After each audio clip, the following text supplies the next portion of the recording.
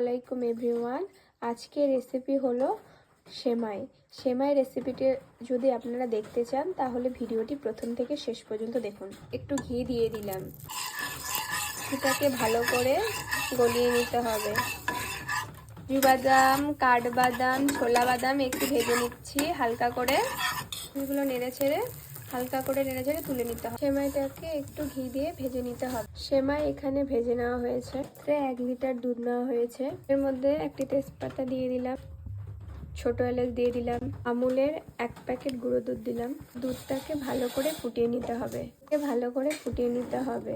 বাটিতে চিনি নিয়েছি, পরিমাণ মতো চিনি দিয়ে দিলাম। এর মধ্যে ভেজে রাখা সেমাইটি দিয়ে দেওয়া হবে। কাজু, কিশমিশ, কাঠবাদাম উপর থেকে ছড়িয়ে দিতে হবে।